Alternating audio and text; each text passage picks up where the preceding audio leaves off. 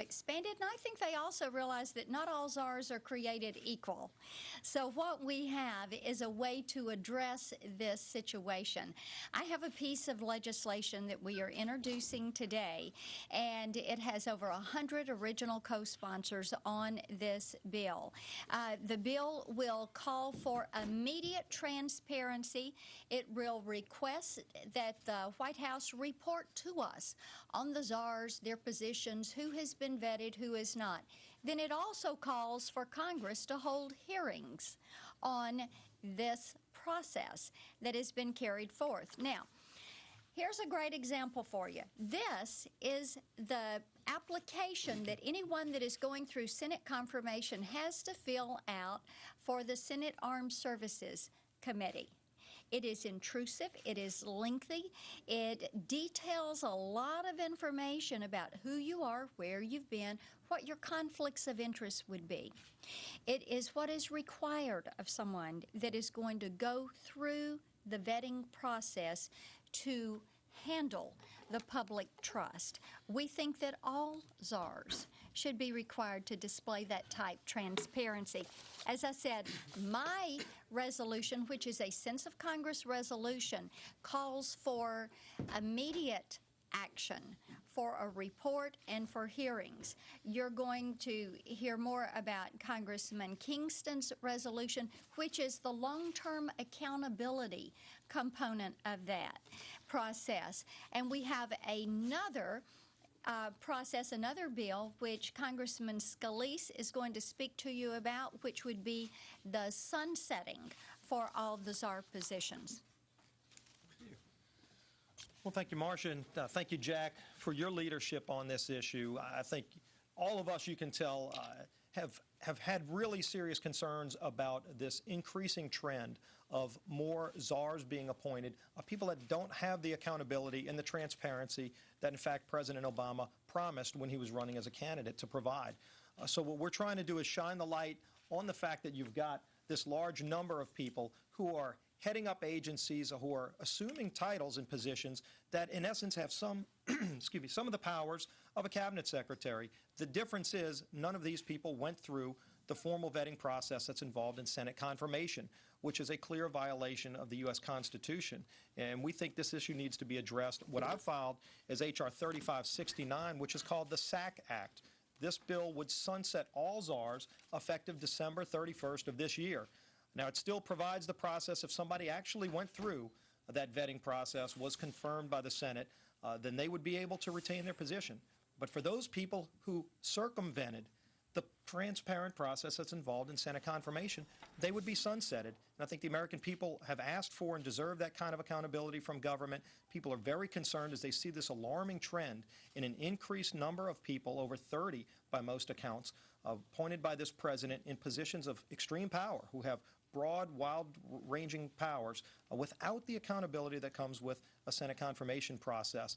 And so this legislation has nearly 20 co-sponsors. I know the other legislation is continuing to gain steam, too, as we try to rein in these czars and hold these people accountable who have powerful positions in government that should be accountable to the people. With that, I yield back to Mr. McHenry. Thank you.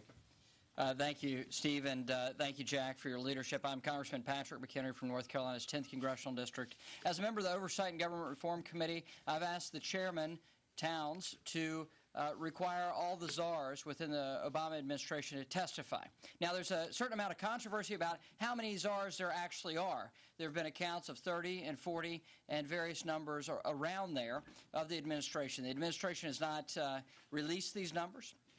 The concern that we have here on the Hill, and my colleagues here today, our concern is that the constitutional process has been circumvented by allowing the appointment of high administration officials who make policy to be appointed, in essence, without Senate confirmation. That's counter to the Constitution.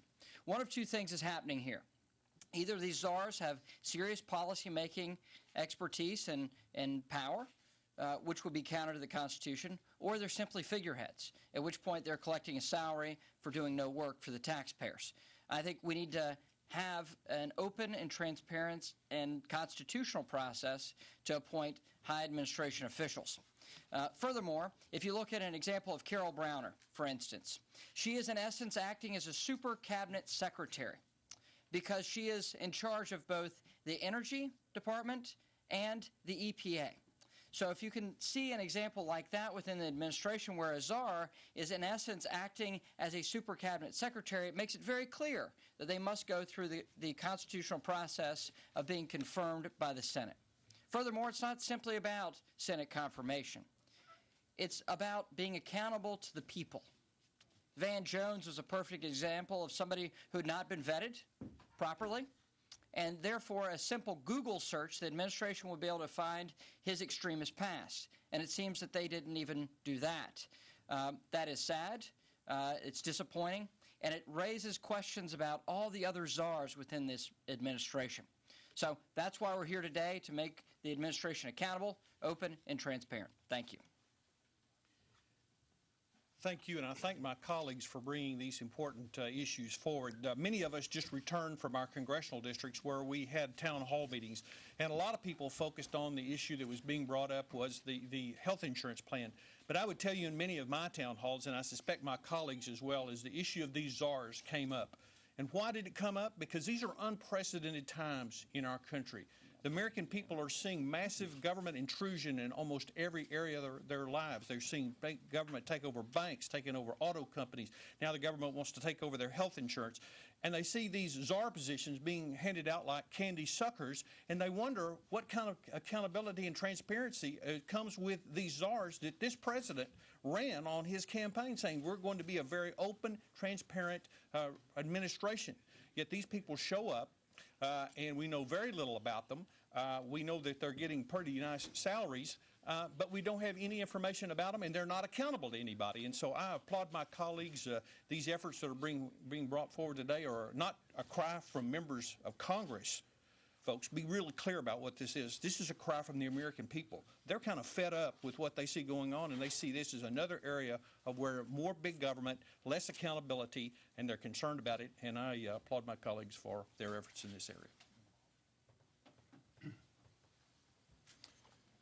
I'm Paul Brown. I represent Georgia's 10th Congressional District.